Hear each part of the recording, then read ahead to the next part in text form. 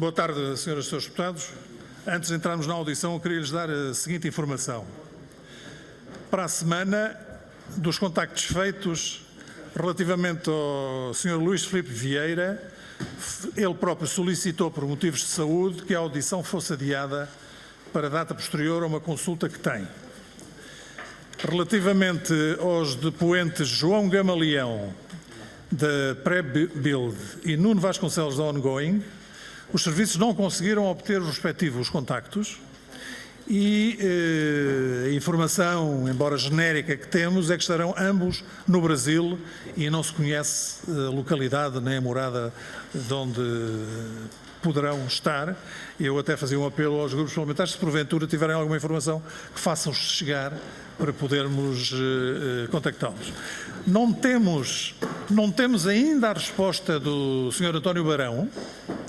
Foram feitas as seguintes diligências. Foi remetido por e-mail a convocatória e ontem enviado o e-mail de insistência sem qualquer resposta. Foi enviada carta com aviso de recepção para o domicílio, tendo a mesma sido recebida por uma senhora, Dona Catarina Barão.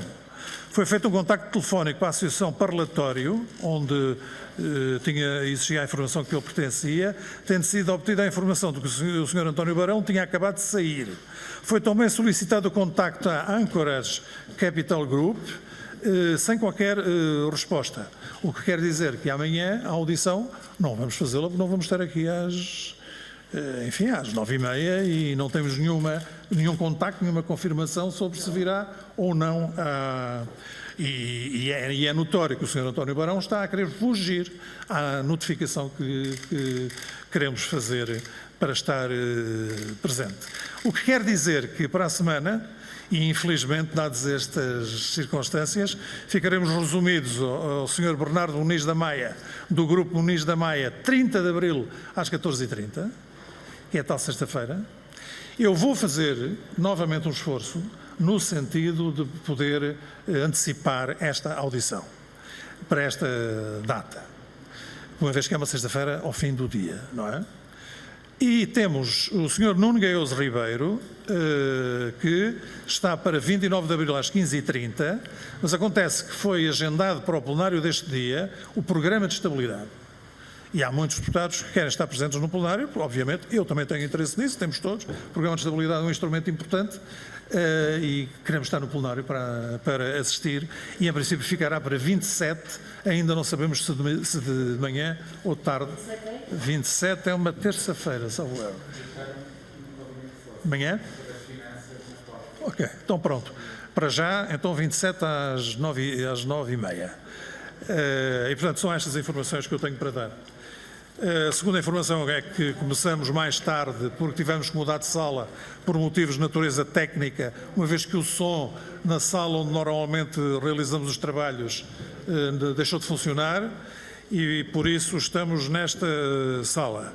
E eu cumprimento o Sr. Dr. Ramiro Teixeira Gomes, Presidente da Associação Nacional de Avaliadores Imobiliários, que vem acompanhado pelo Sr. Presidente da Assembleia Geral, que é Secretário da Assembleia Geral, que vem com o Presidente. Cumprimento ambos, agradecendo a presença e vamos então entrar já na primeira ronda. E relativamente ao começo...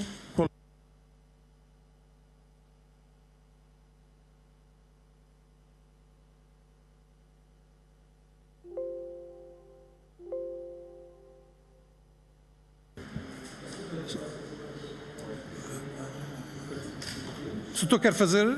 Desculpe. O doutor não mandou isso por mail ontem? Já está distribuído? Já, tudo. Tá, muito obrigado. Sim, senhor. Não, doutor.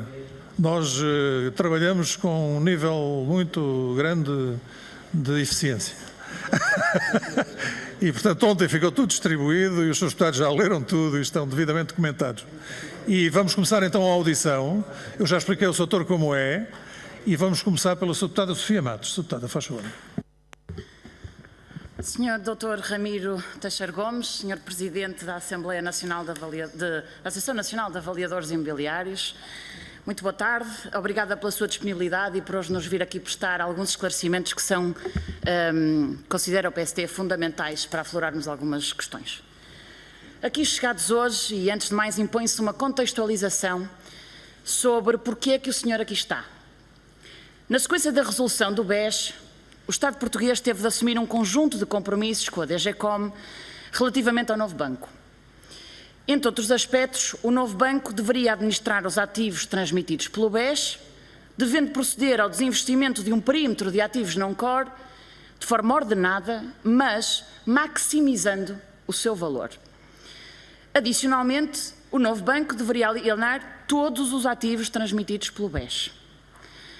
Em 2017 foi concluído o processo de venda do novo banco, através da tomada de posição maioritária de 75% do seu capital social pela Nani Holdings, sociedade que pertence ao grupo norte-americano Lone Star.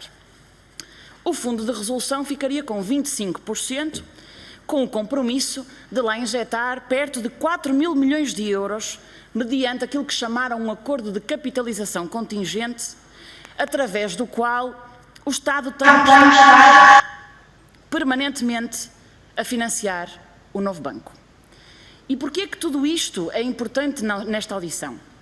Porque o tal acordo de capitalização contingente tem subjacente a realização de pagamentos pelo Fundo de Resolução, caso se verifiquem cumulativamente dois critérios. Caso se registrem perdas nos ativos abrangidos pelo CCA e caso os rácios de capital se tornem inferiores aos níveis que foram definidos.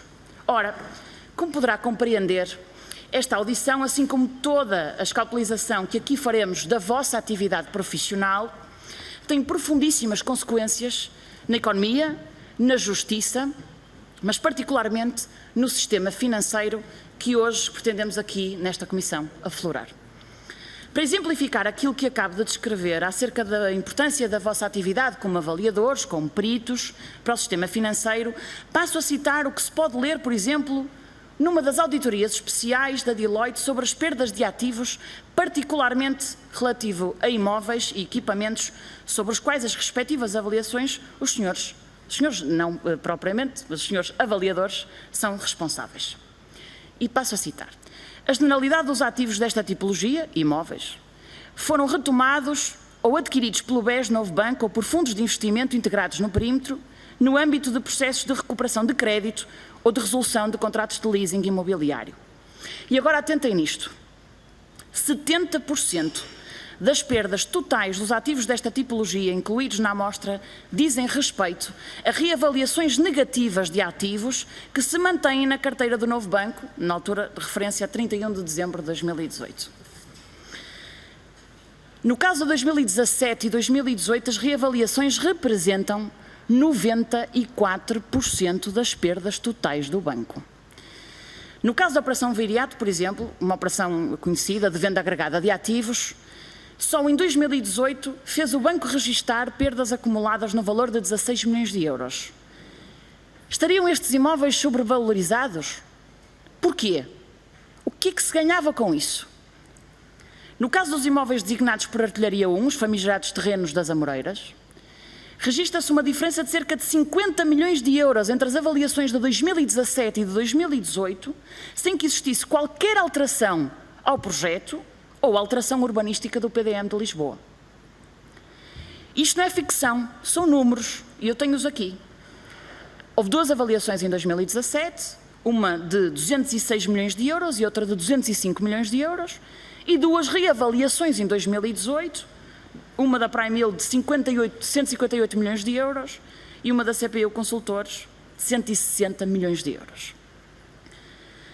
Podia dar-lhe muitos outros exemplos, mas não estamos aqui para isto. Portanto, primeira pergunta que lhe dirijo, tendo por referência este exemplo, é a seguinte: como é que valores tão semelhantes como o período de recuperação e a taxa de avaliação implicam que o preço por metro quadrado seja muito diferente da avaliação para avaliação?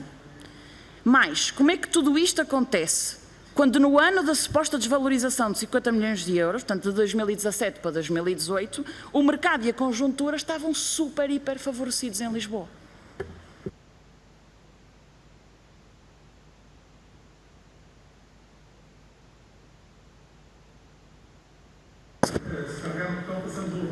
E agora? Muito obrigado. É assim, é difícil eu dar nenhuma resposta porque, não sendo interveniente nem a nossa associação, tanto quanto sei, nessas situações de revalorizações ou de reavaliações. Por todas, quando isso acontece, quando nos pede essa avaliação, e nós suspeitamos, pelo menos a instrução, suspeitamos que aquela avaliação supera a anterior, nós temos por obrigação de comunicar à própria CMVM. Eu tenho aqui.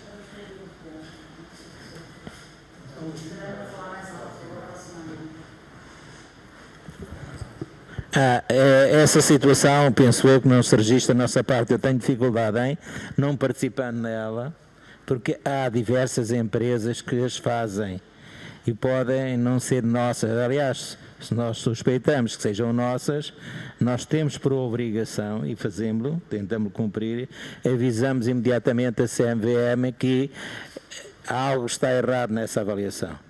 E a CMVM depois, como supervisora, terá que, eu não sei se conseguirei, é melhor sem máscara, mas pronto, pronto, eu tento assim. Portanto, é-me difícil. Obrigado.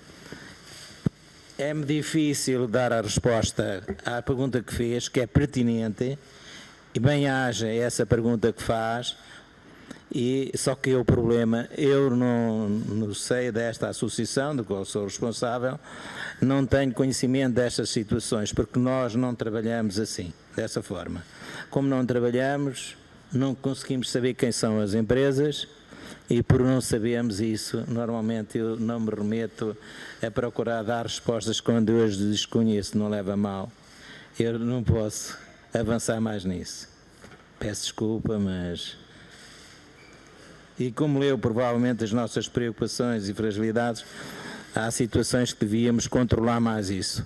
Essas situações, se calhar, são essas conhecidas, mas há outras, se calhar, que nem nos chegam, ou por anonimato, chegam a conhecê-las. Portanto, se é assim, acho que temos que mudar muito estas situações.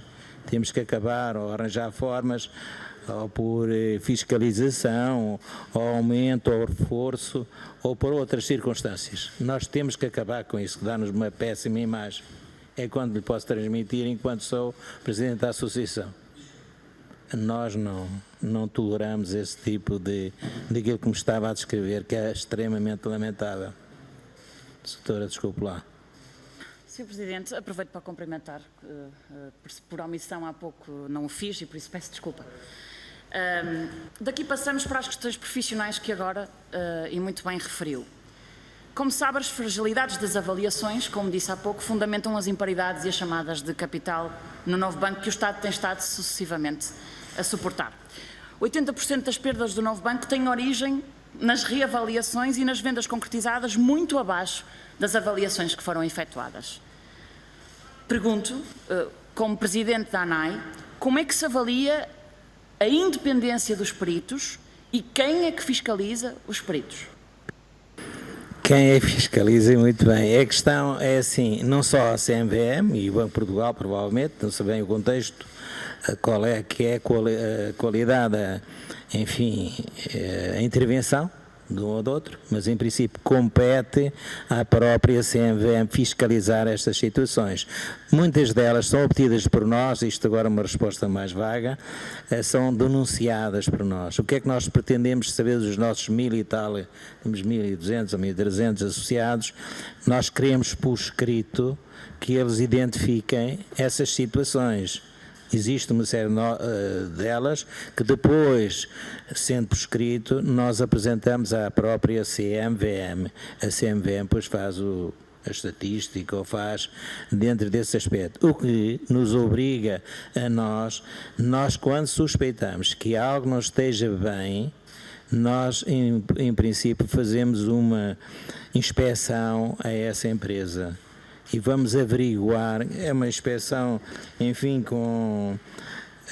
tem um nome assim muito suave, de forma a que não crie problemas, mas tentamos sempre averiguar o tipo de avaliação que fez, E nós depois internamente, nós até criamos um conselho científico para começar a ter mais severidade nestas coisas, para averiguar se de facto aquilo foi bem ou mal feito. É uma dessas, ou seja, uma auditoria suave, uma auditoria, deixe-me lá que eu tenho aqui isso aqui escrita, porque às vezes os nomes escapam-me. Pronto, é uma auditoria que é de lhe dizer. Vamos ver esses ajustamentos. Pronto, parte do princípio, nós queremos saber mais. Agora, não temos as competências como tem, por exemplo, a CMVM, pois nós sempre podemos, avisamos-los dessas situações. Aliás, até quando existem disparidades nas avaliações, existe uma lei, que é a lei que está transcrita e que vocês devem ter recebido, em que lá identifica, que é a lei 33 do regulamento da CMVM, que é de 2/2015. Lá identifica, mas portanto é obrigatório do próprio banco informá-los. Informá-los a CMVM através da lei que está cá. O próprio banco tem de informar. Devia de Se o banco informar. não tiver intenções ou nenhum interesse em informar, Não sei, aí já quem é não. que fiscaliza? Quem devia fiscalizar,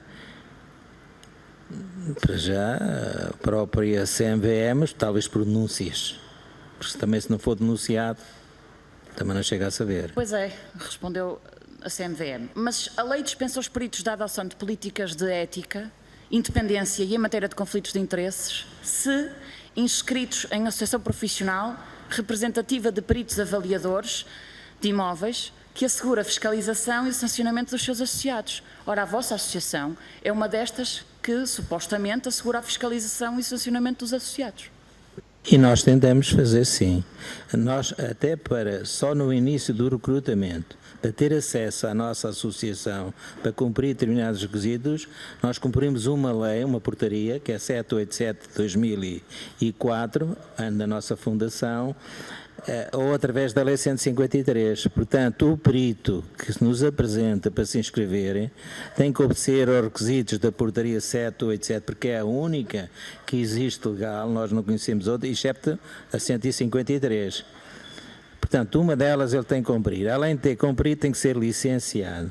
E para ser licenciado, depois tem que cumprir questões de ética. Nós demos formação de ética, ou então sujeitamos-lo também a formações adicionais. No caso dos créditos, se tem experiência, se não tem, nós obrigamos-lo, essa pessoa que se quer inscrever, obrigamos a dar informações, inclusive por escrito, fotocópias, por exemplo, das suas formações que tenha obtido ao longo do seu percurso, ao longo da sua pós-graduação, e nós vamos entrar até, vamos averiguar se ele está-nos a dizer a verdade ou mentira, né? Portanto, por aí, isso é uma das questões que nós tentamos fazer sempre. Para além de outras situações que às vezes têm formações para ter acesso, porque não somos só nós a dar formação, existem outras entidades reconhecidas pela própria CMVM, e vamos verificar, até se tivermos dúvidas, se essa pessoa nos está a ser sérios, comunicamos, informamos, vamos pedir junto da faculdade que dá esses cursos ou não, se aquilo é verdade e se identifica aquela pessoa. Muitas vezes obtemos que às vezes acontece que não. Portanto, estão-nos a tentar inscreverem-se. Às vezes isso acontece. Mas pronto, como também faz parte da nossa associação dentro destas preocupações e fragilidades atuais do setor, do sistema financeiro, apresentamos aqui uma série delas, que as mencionamos cá, para ver se nós conseguimos no futuro termos um melhor desempenho nesta área. Porque aceitamos e estamos de acordo que o que está feito ainda é insuficiente para dar resposta ou para que isso não aconteça, aquilo que nos está aqui a colocar. Dr. Ramiro Gomes, que sancionamentos é que têm sido aplicados pela violação dessas políticas de independência? É assim, duas fases. Uma por expulsão. Nós avisamos a CMVM se ele se cumpre todos os requisitos, ou se não cumpre, compete depois a CMVM verificar se ele se mantenham lá inscritos ou não, mas isso ultrapassa-nos. Como nós também, por exemplo, são obrigados a cumprirem os nossos estatutos. Nós temos estatutos, só que a Lei 153, isso devia ser alterado ou não, permite que muitas profissões por aí, em que tenham ou façam os seus estatutos. E nós não podemos fazer nada. Se a Lei 153 permite, nós aí não fazemos. Os que se inscrevem na nossa associação, isso de facto é verdade. Eles são obrigatórios conhecer os nossos estatutos, eu tenho-os aqui também para poderem ler, e cumprir os estatutos que nós, por exemplo, no própria carta que enviamos a aceitar a inscrição, também regulamos por normas da TEGOVA, que é uma organização internacional e que obriga-nos a cumprir determinados requisitos. E nós escrevemos lá que eles são obrigados a ter conhecimentos dessa área. Por exemplo, como outros casos, por exemplo, é incompatível com trabalharem com as imobiliárias, porque está a colisão de interesses. Nós também, por acaso não trouxe para vos mostrar, mas isso é fácil, nós mandarmos um documento dessa natureza. Alguém, por exemplo, quisesse aqui inscrever-se, a gente não sabe se ele trabalha indiretamente ou diretamente com uma imobiliária, por exemplo, e nós escrevemos lá, portanto, um escrito de forma que ele não venha invocar mais tarde, eu não li aquilo, não. Está lá bem vincado, não pode pertencer, por exemplo, a uma organização dessas de mediação imobiliária. Nós não admitimos.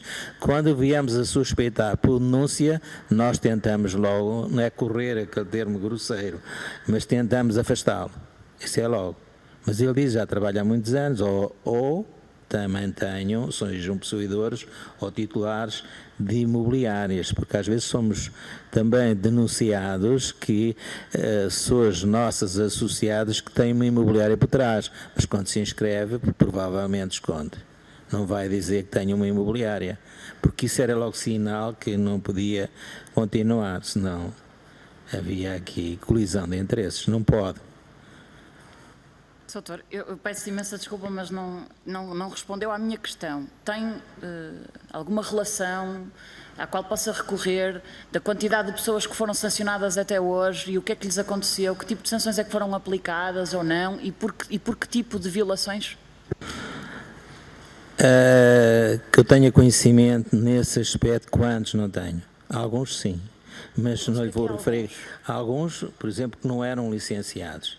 Viemos a saber que não eram licenciados. Não, doutor, estamos a falar de falta de independência, estamos a falar de conflito de interesses, de coisas, enfim, bastante mais gravosas do que aquilo que me está a trazer aqui. Eu compreendo que a associação tem várias preocupações e, de facto, é verdade que vocês as têm manifestado junto à Assembleia da República. O que aqui queremos escalpelizar são coisas bastante mais graves. É disso que estou a falar.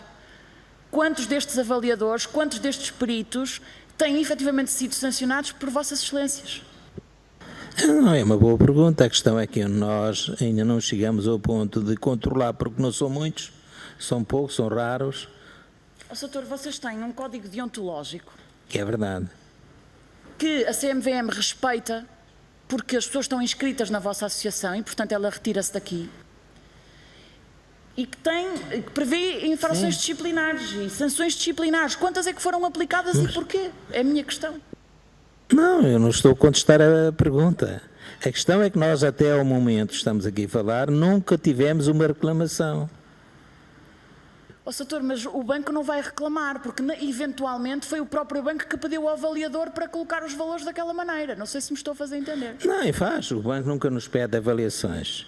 Não nos pediram, nunca vi nenhum pedido feito por um banco. Não sei, então não estou a acompanhar o seu raciocínio, mas que eu saiba, os tribunais sim, são frequentes os tribunais nos pedirem peritos avaliadores da zona, mas bancos não tenho nenhum para lhe mencionar. Doutor, disse aqui que foram feitas várias... Mas eu posso, não se importa, Diga. tem que o secretário, sem ser ele pode pronunciar sobre isso, já agora. Sr. Presidente, se eu puder intervir em ajuda complementar, julgo que poderei também dar aqui um contributo e penso que vou dar em conta. Agora, Sr. Doutor, se me permite, eu queria cumprimentá-lo, Dr. Vítor Batista, na sua qualidade de ex-deputado. Foi deputado nesta Casa durante várias legislaturas e, portanto, nessa qualidade, queria deixar-lhe aqui um cumprimento destes deputados que foram seus colegas. Obrigado, Sr. Presidente. Obrigado, Sr. Presidente. Eu penso que interpretei bem a pergunta da senhora deputada Sofia Gomes e Matos, e a pergunta faz todo o sentido, e eu costumo dizer que às vezes em situações de dificuldade também se transformam em oportunidades, e esta é uma oportunidade para a própria ANAI também sensibilizar, no âmbito de uma comissão de inquérito, o problema que existe na avaliação. A primeira questão, a ANAI não é a única associação representativa dos peritos avaliadores. Há outra, temos cerca de mais de 1000 associados. Tem 1.300. Há outras associações que têm uma particularidade bem diferente da ANAI, porque são associações que envolvem sociedades de avaliação, com as quais a ANAI não está muito de acordo, porque entendemos que a avaliação deve ser uma avaliação de perito e se deve pautar pela independência. Ora, quando estamos perante empresas de avaliação, a situação é sempre mais complexa. Daí que a primeira questão que colocou, que me pareceu pertinente, perdas de imparidades de uma instituição financeira, neste caso o Novo Banco, por via de ativos. Neste caso, a resposta é relativamente aos ativos imobiliários. Quando estamos perante avaliações substancialmente tão diferentes, num curto espaço de tempo, a senhora deputada falou, tanto quanto eu percebi, cerca de 97% na ordem, ou avaliações dessa ordem, mas ainda que seja 70%, ou até 50%, aquilo que tenderia a dizer, com certeza que o Sr. Presidente da ANAI também concorda comigo, é que se estamos num prazo de avaliações da ordem dos 6 meses, não há nenhuma razão para que essas avaliações sejam tão diferentes. E se elas são diferentes, uma está errada. Uma não pode estar certa. Portanto, esta é a primeira questão. Ou até podem estar as duas erradas, exatamente, mas garantidamente perante duas, uma está errada. A primeira evidência disto, a avaliação tem critérios. Esses critérios estão regulamentados. São impostos critérios para serem utilizados na avaliação. E perante situações inferiores a 6 meses, se não houver alterações dos pressupostos, e quando falo em pressupostos, por exemplo, estamos perante um terreno urbano, se a área construtiva prevista é a mesma, não há nenhuma razão para haver um diferencial tão grande. De resto, mesmo na ANAI, temos discutido entre nós essa questão, há um diploma, há umas instruções da Comissão de Mercados e Valores que até fala em 20%, e nós até achamos que é muito, até achamos que não deveria ser tanto. E porquê? Porque, inclusive, é nos critérios de avaliação, e têm de ser utilizados 2 critérios, pelo menos, o diferencial deles é aconselhável que não seja superior a 10%. Portanto, há mecanismos na avaliação que criam rigor na avaliação. Agora, é evidente, se houver uma dilatação de prazo, se houver prazos diferenciados entre elas, o tempo em avaliação conta. Aliás, um dos critérios de avaliação, que é o método comparativo, resulta do funcionamento do mercado, e o mercado é sempre dinâmico, não é? Esse é um primeiro aspecto. Com isto respondi ao diferencial. Quero dizer que, a título particular, noutras funções que não de perito avaliador, porque não quis ser eu a fazer a avaliação, eu tive que fazer uma negociação de um ativo. E vou-lhe dizer que esse ativo estava avaliado no âmbito do BES por 4.600.000, ultrapassava os 4.600.000. E eu, a olho, respondi que tinha dúvidas que valesse mais 2,5 milhões. Essa negociação acabou por ser feita por 2.800.000. Quero lhe dizer que, nessa negociação, o detentor do ativo mandou fazer uma avaliação e foi avaliado em 2.800.000. E eu, que representava o cliente neste caso, mandei fazer uma avaliação e fui avaliado em 2.460. Tive o cuidado de olhar para as avaliações e vi onde é que estava a diferença. A diferença estava nos equipamentos, sobretudo nos equipamentos. Uma não tinha equipamentos e outra tinha equipamentos. A que não tinha equipamentos, obviamente, foi solicitada por mim porque na hipoteca, na garantia do financiamento, não fazia parte dos equipamentos. Portanto, por vezes no diferencial, mas este diferencial é um diferencial reduzido. Agora, se tomar como referência o valor inicial da avaliação, de 4.600.000 que lá estava, estamos perante um grande disparate. Agora, quando é que este disparate foi feito? Bom, eu deduzo que esta avaliação, na altura, estaria situado por volta de 2010, 2012. E eu fui fazer uma negociação em 2020. Portanto, tinham decorrido, entretanto, 8 anos. Isto para dizer que, na realidade, há muitos ativos que estão associados a financiamento que, com o tempo, se vão degradando. E isto depende muito do mercado. E quando estamos perante dificuldades de incumprimento do devedor, o ativo automaticamente tem tendência a desvalorizar. Isso não quer dizer que não se faça uma nova avaliação, isto é, o que teria sido aconselhável, quando se está perante uma avaliação que tem dois valores tão diferentes, o que se exige é que quem detém o ativo mande proceder a uma nova avaliação, para saber exatamente quanto é que vale. Olha, foi assim que fez o detentor do ativo que eu estive a negociar, enquanto presidente, curiosamente, de uma sociedade de capitais públicos, neste caso capitais municipais. É aquilo que é aconselhável. Portanto, sobre essa matéria, penso que julgo que respondi concretamente sobre isto. Fragilidades na avaliação. E se já alguém penalizou alguém, traduzido de forma simples. Na ANAI, e tivemos a conversar sobre isso, e o Sr. Presidente também já referiu isso, na ANAI não temos tido, da parte dos clientes que mandam proceder a avaliações, de peritos inscritos na ANAI, reclamações. Até hoje não apareceu nenhuma reclamação na ANAI de qualquer cliente que tivesse solicitado a um perito uma avaliação, que estivesse descontente ou contestasse. É evidente que na ANAI há peritos que fazem avaliações para bancos, para entidades financeiras, eu próprio faço avaliações para entidades financeiras. Até hoje não conheço nenhuma reclamação, mas há uma particularidade na ANAI. Os peritos têm um seguro, são obrigados a ter um seguro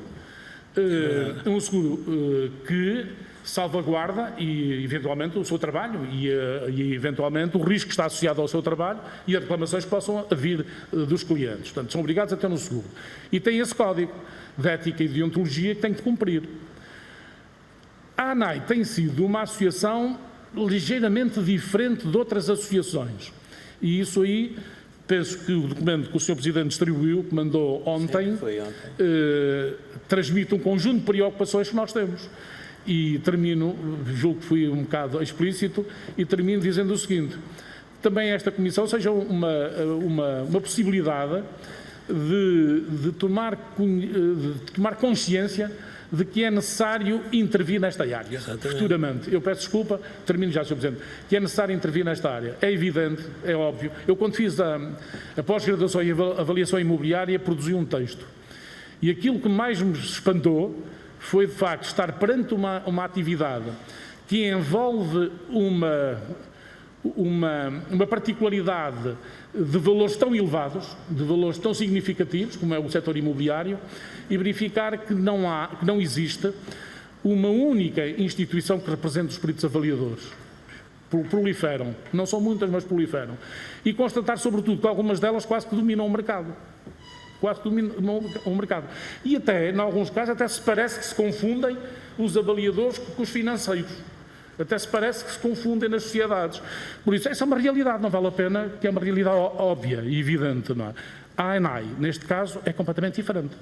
Tem tido outro tipo de preocupações, tem uma atuação mais restrita, diria mais restrita, e nós só temos sociedades registadas na ANAI, e são poucas, e que tem sido polémica entre nós, enquanto associados e dos órgãos, temos, mas só na condição em que são peritos, todos eles, e que possam constituir sociedades, como há sociedades de advogados e de médicos, não é? E que possam constituir sociedades.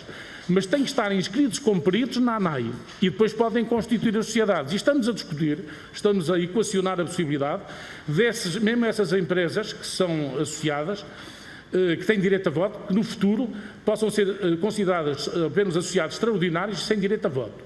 Porque o que importa, de facto, é o exercício da profissão em condições de independência e, sobretudo, do ponto de vista singular, portanto, da singularidade do exercício dessa função. Portanto, há noutras associações que não é assim. É evidente que não é assim e a realidade é outra, mas isso não nos compete pronunciar. Julgo que pronunciarmos sobre os outros não é agradável. São apenas realidades que existem. E obrigado, Sr. Presidente. Eu agradeço essa intervenção.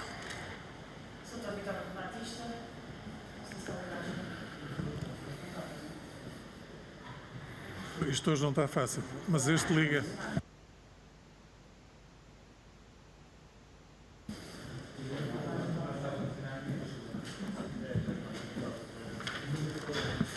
Quer que eu empreste este? Deve ser o único que funciona. Defendemos o problema É? porque vai na hospedagem. Não foi, não sei se foi.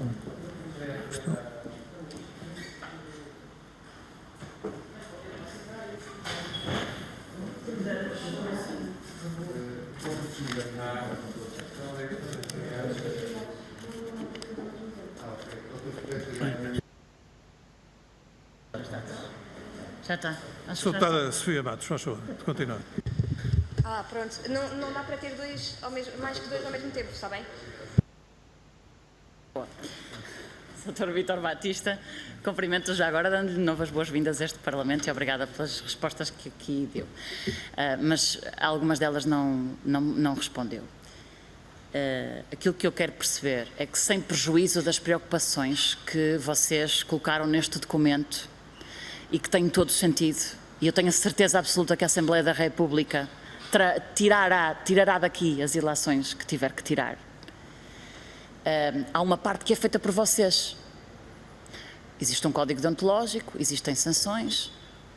Quantas sanções é que têm sido aplicadas nos últimos tempos, e é que têm alguma relação, por violação dos deveres de independência que estão conformados no vosso código deontológico?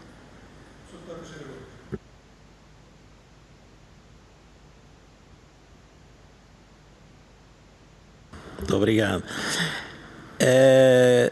Nós, talvez pelo princípio de limitações na sua inscrição, ou por querermos saber que se já exerceu, se está inscrito na CMVM ou noutras situações, a gente não chega a esse ponto de o excluir ou de o sancionar por qualquer motivo, porque até ali não temos uma informação correta, credível, que justifique, porque nós não somos elementos fiscalizadores. Quer dizer, apesar de fazermos seleção na sua entrada e depois, ao longo do seu tempo, o que nós aconselhamos pelo seu currículo é a frequência de várias formações que nós as desenvolvemos pela primeira vez. Muita gente que focou aí dessas avaliações, ou como foi o do Batista, na questão relacionada com havia falhas na parte dos equipamentos. Nós também demos formação nessa área e entendemos, ou eu também, conjuntamente, entendo que o perito avaliador tem que absorver uma série de conhecimentos, entre os quais, por exemplo, no caso das máquinas e equipamentos, porque cheguei a uma conclusão, vale o que vale, muitos equipamentos das empresas eram deixados postos no lixo, isto por causa das indústrias têxteis e depois dos créditos. Há situações em que nós fazemos um questionário à própria pessoa que vai entrar. Provavelmente por isso, ou não, nunca chegamos a uma sanção, ou dizer assim, o senhor praticou isto ou aquilo, porque aquilo nunca nos chega ao conhecimento. Não há, por isso não temos, como não temos reclamações, temos que as ajustar às reclamações se existirem, qual é a forma, ou ele precisa ter formação, mas a CMVM, nesse aspecto, nós temos conhecimento. Informações que estamos a dar no Porto, isto é um exemplo particular, em que não obedecia às regras da CMVM, obrigou-a, essa pessoa, essa empresa, a ter uma formação connosco, por exemplo, no Porto. Não andamos aqui em Lisboa. A própria CMVM se encarregará ou por queixas, ou por outras situações que lhes chegam lá, a fazerem eles a inspeção. Se me disser, mas vocês têm que ter, se calhar sim, se calhar no futuro, devido à própria legislação ou outros fatores, nos obriguem a isso, mas temos de ter elementos concretos, não fazemos hoje de uma maneira, vem outra direção, já pode entender que tem que se facilitar, temos que levar as coisas muito a sério. É esse tema que é muito importante hoje, independentemente de eu não souber responder, porque não domino isto tudo, mas a questão que se coloca aqui é o apelo que eu faço a quem, ou, por exemplo, esta comissão, é que se interessem por estes assuntos. Isto tem muito interesse. E eu fico admirado e dou-lhes parabéns por exemplo, por manifestar esse interesse. Agora diz-me assim, está bem, mas não me responde às minhas perguntas. Tudo bem, mas eu estou cá para aprender também. Soutor, veja esta situação. Eu vou tentar, Sim, eu vou tentar explicar aqui uma coisa que eu acho que devia saber.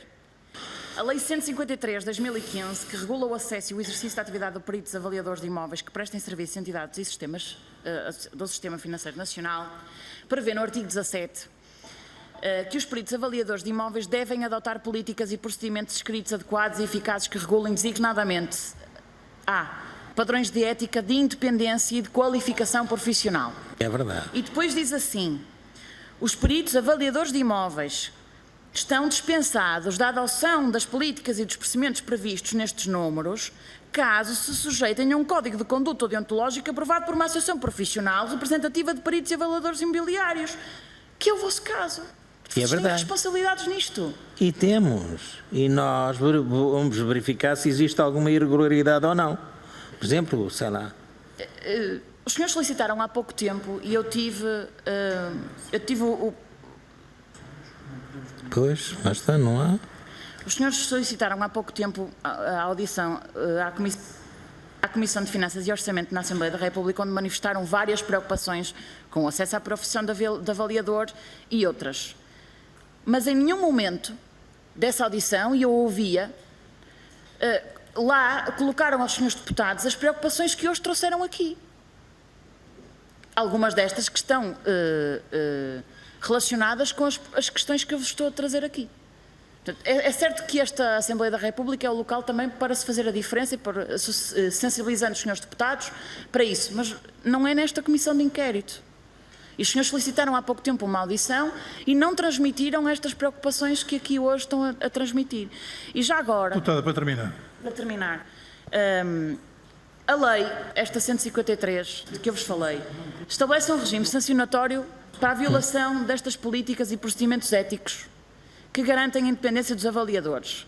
Mas acontece que só constituem, portanto, a violação destas políticas de independência, de ética, só constituem ilícitos de mera ordenação social, cuja coima prevista vai de 200 euros a 300 mil euros.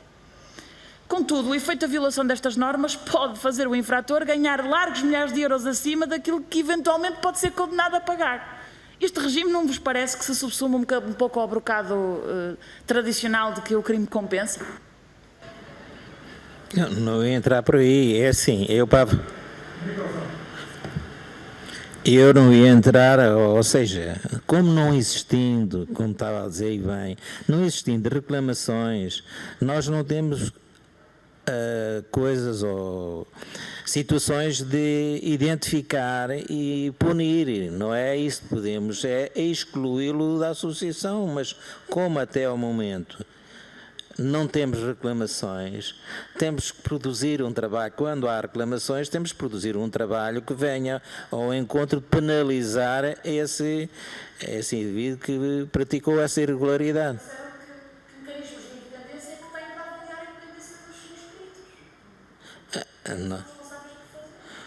Nós, neste caso, podemos, sei lá, transmitir, por exemplo, à CMVM, que é uma comissão fiscalizadora, e ela tem que ter conhecimento de tudo o que se passa.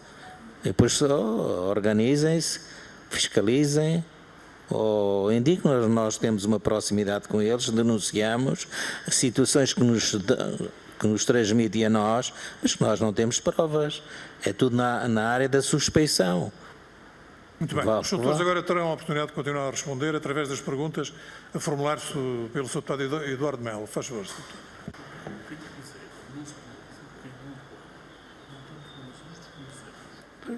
Muito boa tarde, Sr. Presidente, muito obrigado. Queria obviamente cumprimentar o Dr. Ramiro Teixeira Gomes, cumprimentar também o Dr. Vítor Batista, ex-deputado também do Partido Socialista, e portanto também o cumprimento nessa qualidade.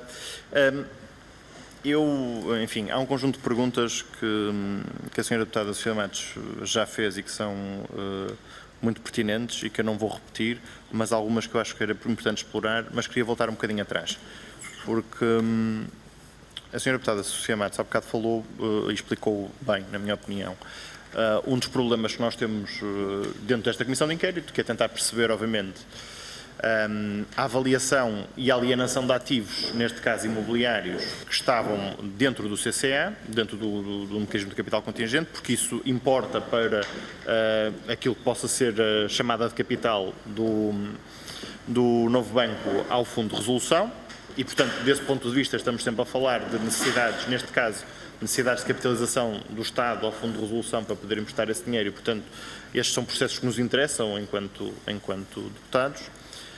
Embora a verdade seja que também há um conjunto de ativos imobiliários que não estão dentro do CCA e que não deixam de importar também para as chamadas de capital, exatamente por causa da questão dos rácios de capital, do cumprimento dos rácios de capital, e que também são determinantes neste processo das chamadas de capital do novo banco. E se calhar, dando um bocadinho de contexto, é importante nós relembrarmos que, estando a falar de um processo que é essencialmente a alienação de ativos pós-resolução do BES, e, portanto, a vida do novo banco é de 2014 para cá, e que nós, pelo menos desde 2015 até 2020, temos uma valorização de 15,6% do mercado imobiliário, é obviamente estranho para nós, certamente, se calhar para os senhores também e para todos os cidadãos, perceber que há um conjunto de alienações de ativos imobiliários, muitos deles em carteira, obviamente, que é aí que se obtém os maiores descontos e que já foi também aqui aflorado nesta audição, mas também é preciso dizê-lo nas avaliações individuais, onde eventualmente seria mais fácil não se fazer vendas com descontos dessa ordem, não é? Quer dizer, se nós avaliarmos, por exemplo, a lista de ativos que foram vendidos individualmente do novo banco, se fizermos uma comparação, não exatamente com o valor da avaliação, mas com o valor contabilístico líquido, nós temos aqui perdas em ativos individuais que são de 2 milhões de euros, 1 milhão de euros, 900 milhões de euros, e, portanto, isto tudo somado, obviamente, é um conjunto de perdas grandes, mas, acima de tudo, significa que, obviamente, alguma coisa não correu bem dentro deste processo de venda. Nós poderíamos perceber, obviamente, que se houvesse um cenário de desvalorização forte do mercado imobiliário, isto pudesse ser mais ou menos atendível. Mas, como eu disse há pouco, atendendo à valorização do mercado imobiliário durante este período, torna-se mais difícil de compreender. E, portanto, sendo difícil de compreender, cabe-nos tentar perceber mais ou menos o que é que aconteceu aqui. Obviamente que nós não podemos pedir aos senhores que escrutinem os processos de venda porque não participaram neles e, portanto, não são os senhores que têm a responsabilidade de nos elucidar sobre isso. Mas têm a responsabilidade, obviamente, como pessoas que atuam neste setor, de nos ajudar a perceber como é que isto é possível acontecer. E eu acho que isso é relevante. E, portanto, tentando perceber mais ou menos como é que é possível este tipo de coisas acontecer, eu se calhar partia agora para algumas perguntas mais concretas, tentar perceber, na vossa opinião profissional também, da vossa experiência, como é que é possível, por exemplo, que haja, enfim, casas avaliadas pelas finanças no valor de 36 mil euros e, portanto, estamos a falar de uma estimativa conservadora do valor dessas casas, vendidas por 2 mil euros. Ou seja, eu queria perceber mais ou menos, se calhar fazendo uma pergunta do início, em que é que consiste a vossa atividade no dia-a-dia, que eu acho que é importante nós percebermos isso. Ou seja, quando se pede uma avaliação, qual é a função do avaliador e de que forma é que faz esse processo de avaliação, e se calhar partimos daí depois para outras perguntas mais complexas. Quando nos é pedido, não é? Quando nos é pedido uma avaliação, depende, porque se for uma avaliação daquelas singulares, de uma casa, de construção, de uma venda, de uma alienação, o perito em princípio tem que cumprir regras de avaliação, os pressupostos que, ou pelos médios, como indica a Lei 153, tem que dominar todas essas situações. Ou tem outras promoções adicionais que possam ou não ser importantes para a avaliação desse imóvel. Quando se trata de avaliações do género que me põe em questão e bem, aquelas questões relacionadas com o banco, em que não é uma avaliação simples, não é singular, é aos pacotes, aí temos dificuldades, porque aí é aquilo que nós aqui estamos preocupados, com a concentração da quase totalidade de avaliações em 2 ou 3 empresas. Ora, se existe, que nos chega aos ouvidos, concentração de 2 ou 3 empresas a avaliar todos esses ativos dos bancos, a gente aí não se pode pronunciar muito, tem que haver regras ou alguém que fiscalize essa parte. E é aquilo que passamos a vida a denunciar, por exemplo, da CMVM. Não é uma avaliação simples. Claro, é verdade que as suas dúvidas expostas ali são bastante claras, pertinentes e que implicam alguma responsabilidade. Para essa responsabilidade, é o problema que gostaríamos que isto fosse eliminado. Lá está, se a quase totalidade de avaliações para o sistema financeiro resulta em poucas empresas, isto tem que ser, ou não direi eliminado, ou por cotas, ou outras formas de controle mais eficaz. Porque o banco, para aquilo que nós ouvimos, isto, boatos, o boato vale o que vale. A questão dizem, o banco entrega um determinado pacote a uma determinada empresa. Nós temos 500 ou 1000 ou não sei quantas avaliações. E o preço que nós praticamos é este valor. Pronto, se a empresa aceita, faz aquelas avaliações. E depois faz segundo as suas regras, as suas formas de estar no mercado, enfim, faz isso. Nós aí não nos podemos fazer nada. Ouvimos aqui, e se já ouvimos, os nossos peritos avaliadores tentam fugir a esse tipo de avaliações, porque queixam-se que os honorários são insuficientes, não lhes paga estar lá 2 horas a elaborar um relatório para lhe receberem depois 30 euros. Está a ver? Portanto, aqui nós confrontamos nessa questão da concentração da quase totalidade de avaliações em 2 ou 3 empresas. Portanto, nós temos que regularizar a questão dessas empresas, todos os cidadãos, ou como vocês aqui presentes, de uma forma ou de outra. Pode-me perguntar, é capaz de denunciar? Não, eu ouço boatos, ouvi dizer, mas não tenho provas. Eu, por exemplo, não faço avaliações para o sistema bancário. Não faço por uma questão de honorários. Se um rapaz, olha, vai fazer uma avaliação à Figueira da Foz, só o transporte, a viagem, isso não resulta. Pronto. O que é que eu lhe posso acrescentar mais? O que lhe acrescento é, de facto, lamento para que não haja novos bancos, não haja e outras entidades bancárias que procedam da mesma maneira. Então, isso devemos ter algum cuidado. A nossa associação preocupa-se com a qualidade, não é o que eles dizem. Se não nos derem a avaliação no mesmo dia, em vez de lhe darmos os 40 euros ou 30, só lhe damos 20. Mas que associações ou fundações, ou seja lá o que lhe querem chamar, isso tem interesse para a nossa sociedade? Não tem. Então nós procuramos fazer o nosso melhor. Lá está, não temos reclamações, porque as pessoas evitam, eu por exemplo sou um deles, evito, apesar do Dr. Vitor diz que se faz.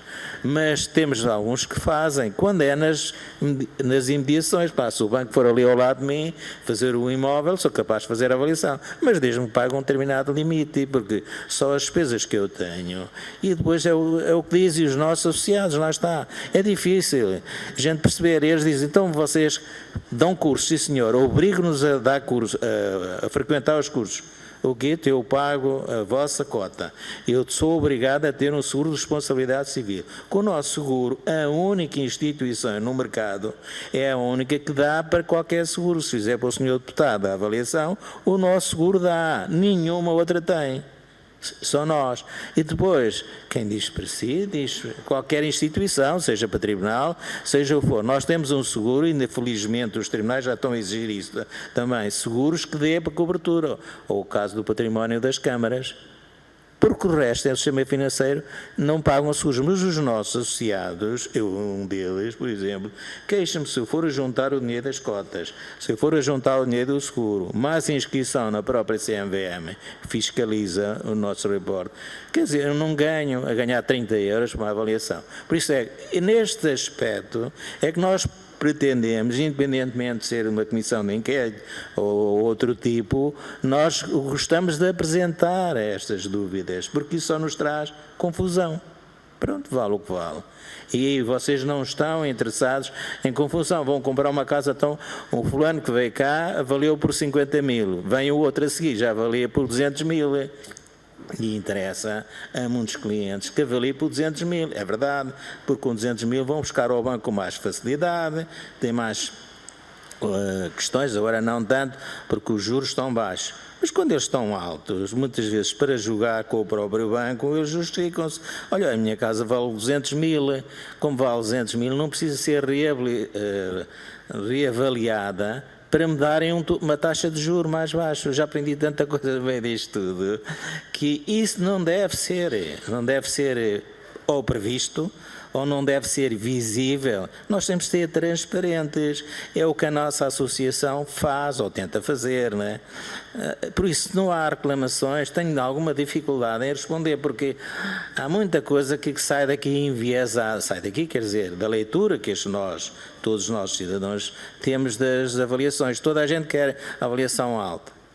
Ou então, neste caso, como falou do banco, infelizmente, isso devia ser punido com toda, havia de haver uma base fiscalizadora. Por exemplo, nós temos aqui que existe a lei da CMVM, quando encontra-se duas avaliações que são dispares, com diferenças a mais de 20%, eu já 20% não aceito, não gosto, fará 50%, como disse, ou nessa comissão de inquérito que nós já há dias respondemos, situações dessa natureza. A gente não pode aceitar isso, temos que ser, ou a nossa associação denuncia, ou denuncia o interessado. O que pede a avaliação, nós somos sujeitos a muitas perguntas dessa natureza. Então, temos que arranjar aqui uma fórmula, todos nós nos entendermos, independentemente das opiniões, e vamos regularizar isto. Ou não há empresas, porque, por exemplo, eu ouço também dizer, e procuro a nossa associação não o fazer, em que são pedidos, se puderes avaliar isso, em vez de ser os 10, põe lá 20. E depois acontece, mas aquilo tem domótica, tem isto, tem aquilo, como eu ouço procuradores da República nos colocarem essas situações. Então a minha casa que eu comprei há dias, tinha lá a domótica, avaliaram aquilo por um valor. A própria responsável, a própria procuradora, teve noção, ou tinha noção, de que a casa valia um determinado X, pronto, pela sua formação ou por outras circunstâncias. E nós temos que eliminar estas dúvidas, tem que haver uma fase integral. Tem que haver uma forma universal. Tem que haver, porque senão há códigos para o Tribunal, há códigos do AT, da Autoridade Tributária. Não podemos. Nós temos que fazer, todos empenhados, em fazermos uma organização onde estejam ali preto no branco, o que é um perito avaliador, o que é um avaliador ou profissional, o que é não sei quantos. Não podemos vir, como aqui está explícito, vocês receberam, que possam surgir alguns exemplares. Isto tem que ser muito bem explicado, porque senão surgem dúvidas. Ou parece que nós não estou à frente de uma associação, mas que não percebo nada daquilo. Não pode ser. Nós temos que várias coisas a sério. Desculpe lá, eu não quero. Não é forma de fugir à sua pergunta.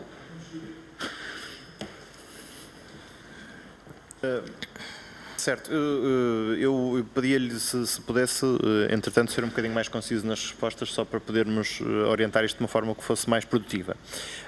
Eu queria-lhe, se calhar partindo do geral para o particular, uma das dúvidas perante as quais nós nos levantamos, de facto, é como é que nós garantimos que há um processo de avaliação, especialmente em operações destas que são mais complexas, que garantam neste caso concreto, obviamente, este interesse é do interesse público porque há dinheiro do Estado envolvido, podia não ser, que não deixava de ser uma preocupação da sociedade no seu conjunto para que estas operações ocorressem da melhor forma possível. Mas, fazendo aqui um pequeno paralelismo, até porque do ponto de vista histórico as situações até estão mais ou menos ligadas, se nós olharmos para o papel das agências de rating, por exemplo, durante a última crise financeira internacional, um dos problemas que se colocava é que as agências de rating eram ao mesmo tempo clientes de quem avaliava.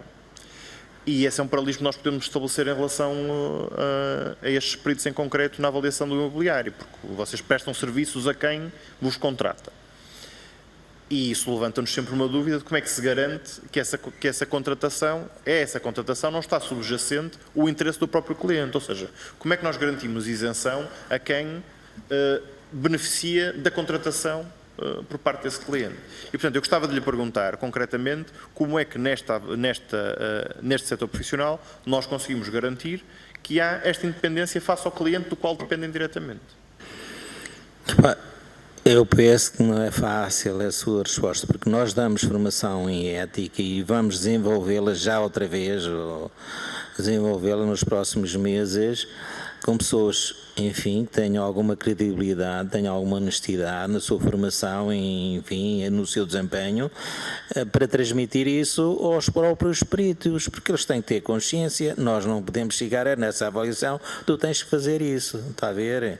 Ele tem que ter noção, portanto, a pessoa se aborda ou se faz e luta ou trabalha naquela área, ele tem que ter consciência, isto é como um médico, como um contabilista, tem que ter seriedade. Não acredito que essa seriedade só venha ao fim de algum tempo, depois de recomendações, mas na sua base ele deve ter sempre como válido a sua honestidade, porque senão entramos num país que é o salve-se quem puder, não leva a mal. A gente tenta arranjar formas daquele indivíduo ser corrido lá, porque nos está a dar má imagem. A imagem é muito importante de uma associação. E como é, e nós defendemos-la, por isso a pessoa tem que se comportar dentro dessa ética. E nós vamos outra vez recuperar, dar formação. Agora, se me diz, foi dada a ética a 20 alunos, dos 20, se calhar só 6 ou 7 é que, enfim, transmitem seriedade, mas nós não somos fiscalizadores somos obrigados, sim, a transmitir os conhecimentos e aquilo que é obrigado a cumprir. São regras. Certo, mas repara uma coisa, deu aí um exemplo que de facto não se aplica, mas é um bom exemplo para nós contrastarmos com os avaliadores imobiliários. Quando fala dos médicos, por exemplo, uma das razões pelas quais nós conseguimos garantir que eles não dependem diretamente, que eles podem seguir o seu código deontológico, por um lado, é porque têm de facto um mecanismo ou têm um conceito de disciplina da sua ordem que faz essa fiscalização da sua atividade, e depois, por outro lado, o facto de eles não venderem, por exemplo, os medicamentos que prescrevem ou não venderem diretamente os serviços que prestam, não é? Permite garantir que há independência na avaliação. Ou seja, permite que eu, quando vou ao médico, sei que ele não está interessado na contratação daquele serviço. O mesmo não se pode garantir no caso dos avaliadores imobiliários. Esse é que é o problema. E quando me diz assim, nós damos formação de ética, eu respeito isso perfeitamente, mas há pouco a senhora deputada Sofia Matos, e bem, perguntou sobre que tipo de sanções é que existem ou que foram aplicadas no passado a peritos de avaliação imobiliária pela vossa associação. E digo-lhe uma coisa, eu percebo perfeitamente que está aqui a defender a sua associação, mas a nós interessa-nos a classe profissional no seu todo, ou seja, estamos aqui a discutir de uma forma geral como é que os peritos imobiliários de avaliação imobiliária podem trabalhar, independentemente da sua pertença à associação A, B, C ou D. Mas, como estava a dizer, quando há pouco lhe perguntou sobre isso, não nos conseguiu responder. E há uma pergunta que me surgiu que eu de facto não consegui perceber. É que há pouco na sua intervenção tinha dito que, quando notam uma situação que lhes pareça mais ou menos irregular, fazem participação à CMVM. Eu só não consegui perceber nem de que forma é que conseguem detectar essa situação e participar à CMVM. E se o fazem, então que consequência é que existe? Porque eu percebi, fazem uma participação, mas depois internamente não há consequência. Pois, é uma boa pergunta que poderá fazer, não leva mal, não empurrá-lo para a CMVM, calma aí, eu não intervenho, nós apenas sugerimos aquilo que nós achamos mal e temos reuniões com eles e o que vos estamos a denunciar, também pedimos o apoio deles, como do Banco de Portugal, para que sejam denunciadas atenuadas estas situações, porque o nosso regulamento, por exemplo, fala lá, a gente tenta às vezes penalizá-los de uma forma, obrigando-os a ter formação adicional, porque lá está, a gente não participa com essas pessoas ou com esses peritos na avaliação. Se não participamos, também temos que ter cuidado na denúncia, temos que ter algum cuidado, não vamos agarrar nessa pessoa e deitá-lo fora. Como não há queixas... Se eu bem percebo, fazem denúncias de peritos que não trabalham na vossa associação, é isso? Ou não estão associados à vossa associação? Mas também fez aqui uma boa pergunta. Acredito que fez boa pergunta, porque é assim, temos, sim senhora, recebido, não sei se é a minha ação ou de lá da direção se pronuncia bem, se existem outros métodos, provavelmente existem. Quando não são nossos, nós também temos cerca de várias empresas, como está, são associados singulares, que depois, ao longo do tempo, por diversas situações ou questões fiscais, querem fazer a sua empresa, não é? Porque eles podem ter ou não benefícios nesse caso. Mas nós, às vezes, somos avisados, fazem queixas clientes, que a empresa A, a empresa B, que anda aí no mercado, que errou porque fez uma avaliação mal feita ou por outras circunstâncias. O que nós fazemos, mas eu vou-lhe ser franco aqui, não devia fazer, porque a empresa não pertencendo à nossa associação, eu não devia ter nada a ver com eles, porque compete a quem fiscaliza ver essas coisas. Basta essa pessoa, em vez de nos endereçar o mail com a reclamação, endereça a essas comissões fiscalizadoras, ou a CMBM, ou o Banco de Portugal. Mas, exageradamente, é curioso, às vezes eu tento reunir dessa parte, que não é nosso associado, com a pessoa que se queixou, fazemos uma reunião por escrito, para que eles se entendam, porque pode haver ali interpretações erradas da avaliação. Pronto? E então a gente tenta... Só para eu perceber, mas isso são, quando o caso... desse perito avaliador em causa, ou da avaliação desse perito, é vosso associado? Não, neste caso não é. Mas quando é vosso associado, o que é que acontece? Você ainda não vê nós, quando é nosso associado, nós vamos verificar também, vamos verificar se esse associado, qual é a sua formação. Porque nós temos o cuidado também, se nos passou ao lado, se inscreveu e não enquadra-se na portaria 788, que está aí, essa identifica. Apesar que existem muitas situações que a gente queria ver clarificadas, que não estão no 788, mas já estão inscritas na CMVM. Mas pronto, tirando esse aspecto, nós vamos verificar esse e que formações é que ele tem. Vamos identificar e qual foi o erro que ele cometeu. Nós analisamos em uma série de pressupostos e se esses sérios pressupostos não foram bem clarificados ou aclarados, nós... se for nosso associado, estamos a falar. Então nós dizemos, o senhor tem que, para continuar cá, o senhor tem que fazer formação nessa área que apresentou dificuldades. Ele segue ou não segue. Porque se houver uma segunda questão, uma segunda queixa, aí já é mais difícil. Mais difícil não é para nós, a gente tenta expulsá-lo. Porque assim, nós interessa-nos, já agora, desculpe lá o valor que tem, prefiro eu, enquanto estou lá, 100 avaliadores bons ou menos bons, do que ter 100 que não respondem, porque esses vão estragar a imagem das avaliações. Sr. Presidente, só para clarificar aqui uma questão, porque talvez pela minha percepção de ter passado por esta casa, a gente a determinada altura ficamos com a noção que as coisas estão-se a desenvolver e qual é a percepção que está a ficar, não é? E eu tenho a interpretação que poderá ficar aqui uma percepção errada da realidade e também sobre a instituição que representamos. A questão fundamental nesta matéria, as questões que foram colocadas. Nós não agimos, particularmente a direção, relativamente a associados da ANAI, pelo simples facto que até hoje não tem existido de qualquer cliente queixas sobre peritos avaliadores inscritos na ANAI. Segunda questão, do relatório de avaliação consta a obrigatoriedade de uma declaração de independência do técnico. Todos os relatórios há uma declaração de independência onde o técnico assume as suas ligações, inclusive ela aquele processo. Se há ligações profissionais, se há ligações familiares, etc., exatamente para que a avaliação seja transmitida sob uma responsabilidade e um compromisso de honra, que a declaração é sobre compromisso de honra, diz exatamente que a avaliação é feita de forma independente. Todas as avaliações que eu faço, essa declaração consta. Terceira questão. Há critérios de avaliação e quando temos vários critérios de avaliação, há valores diferenciados. Agora, a questão é a dimensão da diferença dos valores. Falámos no VPT, valor patrimonial tributário. A forma de chegar ao valor patrimonial tributário tem uma fórmula precisa. É uma forma, é a aplicação da fórmula e isso é uma avaliação. No mercado, quando estamos à procura de um valor, nós temos vários critérios e é obrigatório pela legislação aplicar 2 critérios e procurar que a média dos 2 critérios seja inferior a 10%. Se é superior, é uma chamada de atenção de que alguma coisa está errada nos critérios. Ou está mal aplicado, ou porventura não é adequado aplicar esse critério.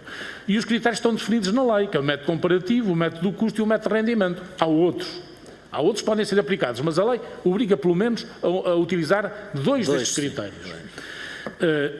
Pela minha experiência sobre o VPT relativamente aos critérios das avaliações que tenho feito, normalmente o VPT anda abaixo do valor dos valores do mercado pelos outros critérios, pela média dos outros critérios, anda abaixo entre 20% e 30%. Só até hoje, as avaliações que já fiz, já foram várias, já são algumas, encontrei 2 ou 3 situações em que o VPT é superior ao valor que eu encontro pelos critérios. Normalmente está sempre abaixo, entre 20% e 30% o VPT dos outros critérios. Depois, e por último, para não ser extenso, bom, a nossa associação, como não tem reclamações, não tem tido problemas. Quer dizer, nós não temos sido confrontados com a necessidade de penalizar seja quem for que esteja associado. Ainda não fomos confrontados com isso. Bom, se quem avaliou no setor financeiro, se há problemas, se são nossos associados, não sabemos, porque não conhecemos os casos concretos. Até admitimos que possam ser. Não conhecemos, não há reclamação. Agora, o que me parece óbvio é que, quando há diferenças substanciais da avaliação e quando estamos em presença de registros de perdas de imparidades, o que é aconselhável é que se mandem fazer uma avaliação e atualizem as avaliações. E aqui há um problema na atualização das avaliações. Uma coisa é atualizar uma avaliação com o mesmo técnico que procedeu à avaliação e num prazo razoável, nós indicamos 6 meses, assumimos isso como 6 meses, e outra coisa é proceder a uma reavaliação com um técnico diferente. Isso já não se trata de uma reavaliação, isso trata-se de uma nova avaliação.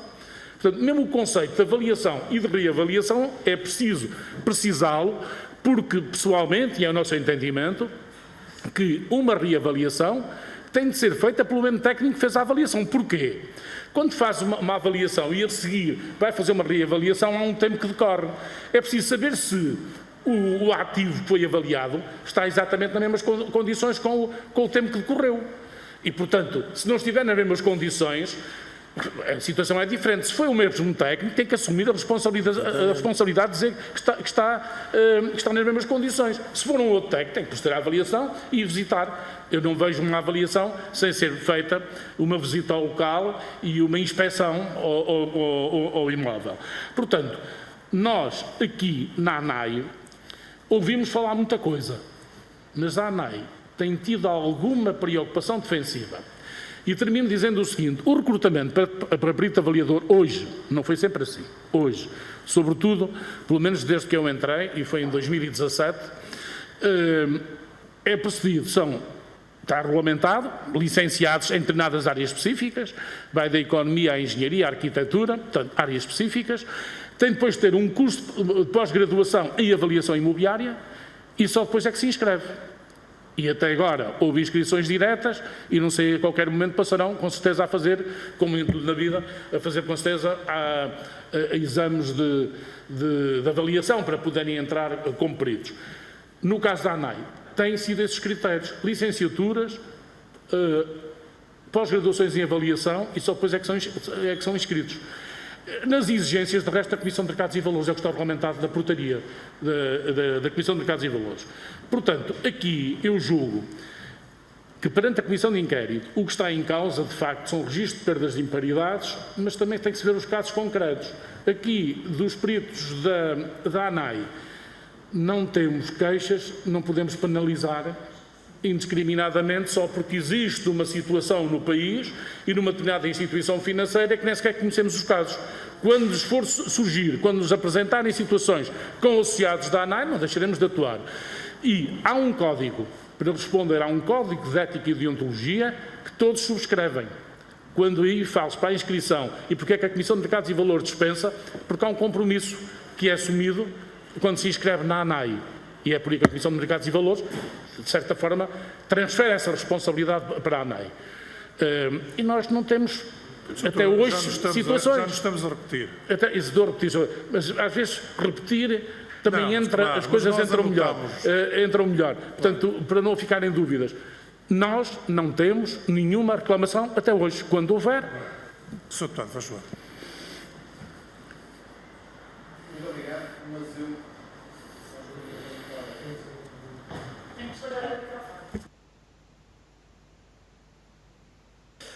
Muito obrigado, mas eu consigo perceber o que me diz. Agora, não deixamos de ter aqui um conflito, que é um conflito relevante, porque quando diz que não há queixas, e a minha questão aqui concretamente não é o problema da ANAI, como consegue perceber.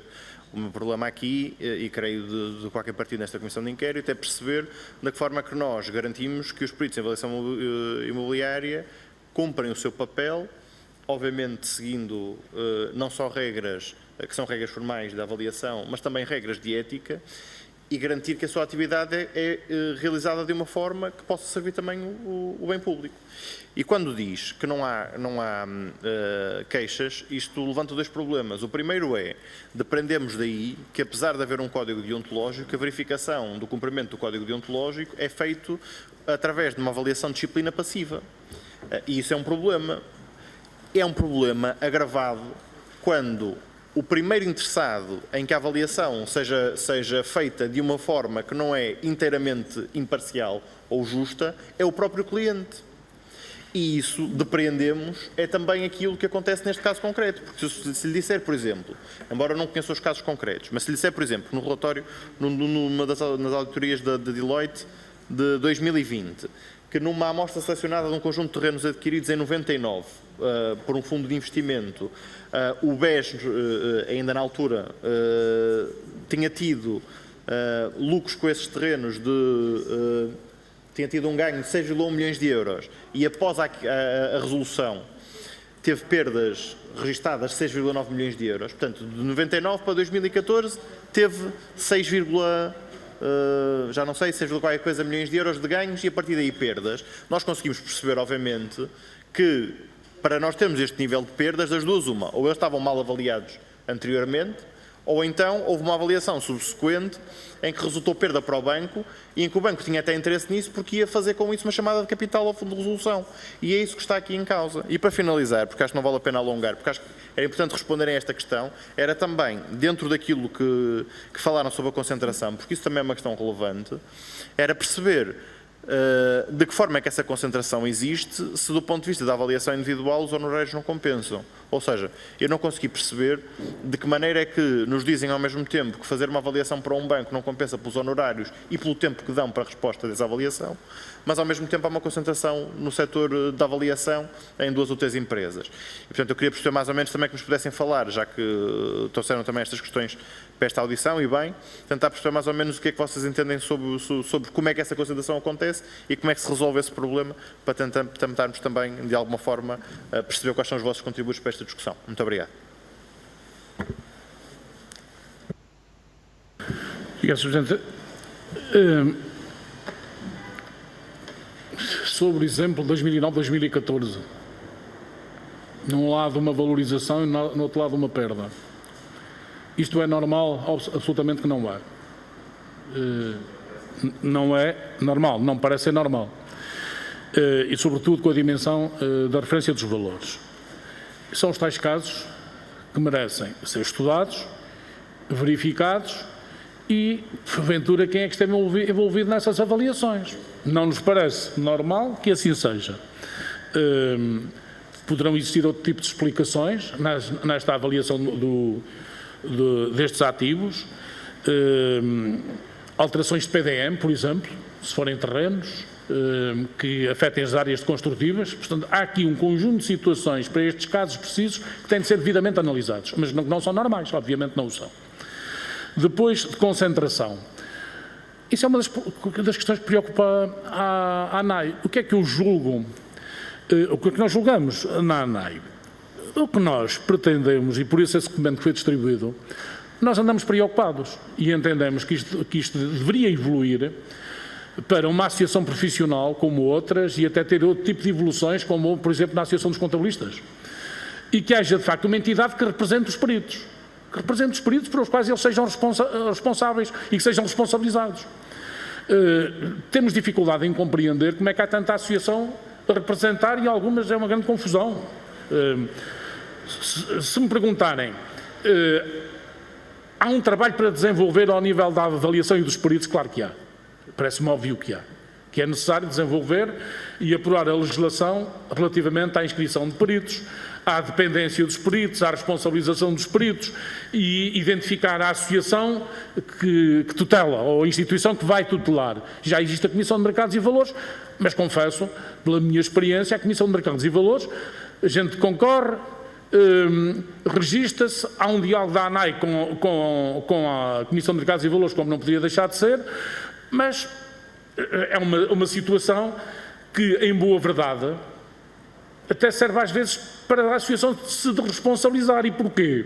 Porque não temos força suficiente, e acho que o termo é o correto, não temos força suficiente junto dos técnicos. Porque hoje um técnico está inscrito na ANAI, se lhe facilitarem a vida de inscrição no outro lado, vai para outro lado, para outra associação. Portanto, um quadro legislativo que discipline os peritos avaliadores é fundamental. E que seja um quadro claro. E, nomeadamente, uma lista nacional de peritos que deveria ser publicada pela própria Comissão de Mercados e Valores e que os peritos sejam transversais e na defesa da universalidade e transversalidade. Não faz sentido que hajam peritos que depois vimos uma comissão de inquérito de avaliações. Se forem avaliações para o Ministério da Justiça é de uma forma, se forem avaliações para o Ministério da Economia ou para a Administração Tributária já é de outra. Enfim, não há nem universalidade nem transversalidade. E é preciso evoluir também para essa questão dos peritos, né, com esse tipo de preocupação. Portanto, há alguma legislação que é fundamental aprovar, a meu ver, disciplinadora do setor. Acho que julgo que com este processo também se retiram conclusões que vão com certeza nesse sentido, ou se retirarão conclusões a caminho que vão no sentido desta preocupação. Agora, os meios que a ANAI dispõe hoje, a forma de atuação, dizemos, bom, disciplina passiva, não. Disciplina tem de existir se nós conhecermos. Quer dizer, nós não podemos atuar, temos que ter factos, temos que haver factos, tem que haver casos concretos e até hoje não surgiram. Quando surgirem, com certeza até poder-se-iam levantar outro tipo de questões e poderemos ter de confrontar a Comissão de Mercados e Valores com uma situação de dizer que temos que fazer alguma coisa, temos aqui situações destas. É evidente que a expulsão pode ser uma forma, mas a grande preocupação de facto é esta. A ANAI tem preocupações formativas, a ANAI não recruta todos os quadros, tem uma forma de o recrutar, não só de acordo com a lei, mas também de acordo com o seu critério, e, portanto, é eu diria, o horizonte onde se tem desenvolvido, embora a ANAI também seja uma associação ainda recente. A ANAI também não é preciso perceber que a ANAI é uma associação que também não tem assim tantos anos quanto isso. Já tem alguns anos, mas ainda é uma associação que, enfim, tem o seu caminho ainda para percorrer. E quando existem alguma concorrência no setor, é complexo. No setor da avaliação. Eu tenho, desde o início que fiz a formação, quando fiz a pós-graduação, fiquei preocupado logo nessa altura, e eu digo agora, e tenho isso escrito, não é? Em trabalho que realizei. Meteu-me sempre muita confusão, por ver tantas associações no setor, e eu próprio, falamos no Código de Ética e Deontologia, achei que ele devia ser corrigido e, inclusive, elaborei um código que remeti para a ANAI, de Ética e Deontologia, uma proposta que foi para a Comissão de Mercados e Valores, pediram um conjunto de sugestões e nós demos, e até algumas clarifiquei, que não fariam sentido o que a Comissão de Mercados e Valores estava a levantar, porque tinham a devida justificação. Isto para dizer o seguinte: eu próprio, quando fiz a formação, detectei que era preciso fazer alguma coisa. Compreendi que era preciso fazer alguma coisa ao nível dos peritos avaliadores. E tenho escrito, não nada a dizer que já não tivesse escrito antes e que remeti e foi, volto a dizer, para a Comissão de Mercados e Valores. Portanto, a ANAI tem atuado defensivamente, com o princípio da precaução, e se nós não temos quem nos venha, quem venha denunciar más práticas de técnicos, não podemos atuar. E por último, só uma questãozita. Quando nós fazemos avaliações para o setor financeiro, eu fiz algumas e tenho um contrato. Ora faço, ora não faço, mas tenho contrato. Nunca a instituição financeira para a qual eu tenho contrato nunca me pediu uma avaliação que me desse qualquer referência de valor. E isto penso que numa comissão de inquérito é importante. Nunca tive de entidade com a qual eu tenho um contrato para fazer algumas avaliações, ora faço, ora não faço, nunca me pediram para fazer de A ou B ou uma sugestão de valor. Fiz sempre com independência e registro isto. Portanto, se isso é alguma prática do setor, pela minha experiência, eu não tivesse. Agora, que há associações que fazem e que às vezes há um cruzamento, bom, isso é a realidade, parece-me ser da realidade e o conhecimento geral. Julgo que isso é um pouco do conhecimento geral. Mas isso não significa, muitas das vezes, penso eu, que não significa que muitas vezes esta lógica e esta ideia de que vamos avaliar, penso eu que não se justifica, que não é a minha convicção, mas as convicções são o que são, não é? Esta é a minha, não quer dizer que seja assim que funciona em todo lado, não é? Muito obrigado. Obrigado. Bom, eu suponho que está terminada a audição. Muito breve, faz favor. Para não ser também mal interpretada, faço aquilo que foi a primeira ronda.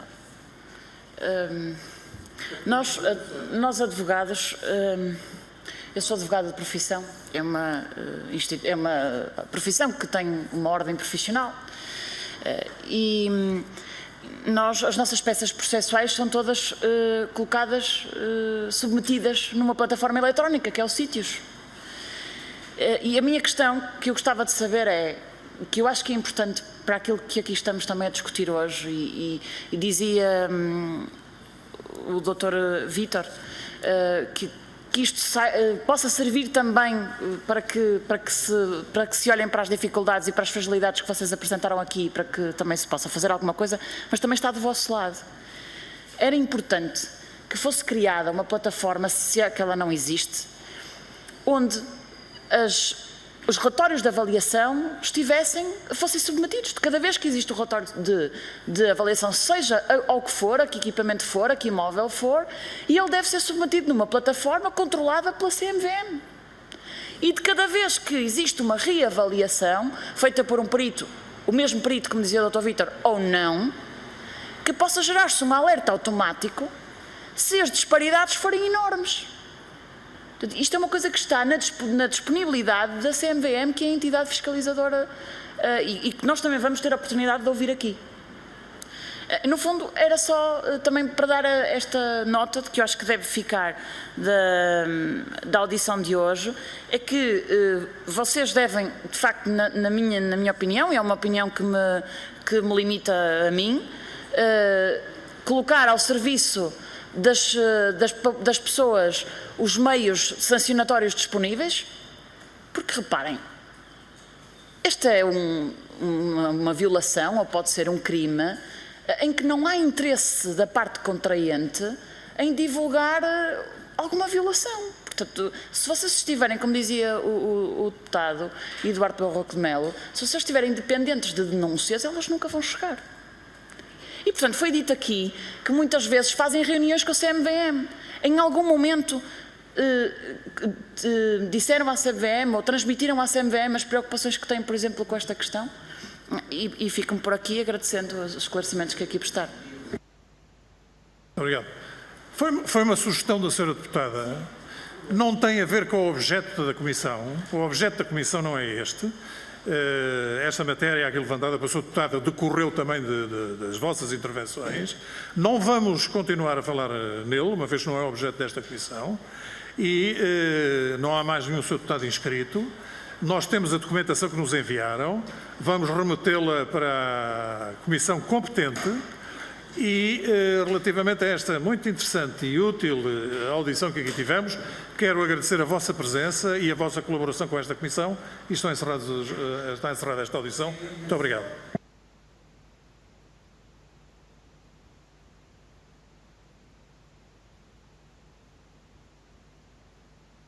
Apesar de não estar ainda a funcionar 100%, um conselho científico de várias universidades. Permita-me que lhe diga, Sr. Doutor, que o objeto desta Comissão não é Não é essa. Obrigado. E por isso não podemos estar a continuar isso. Muito obrigado.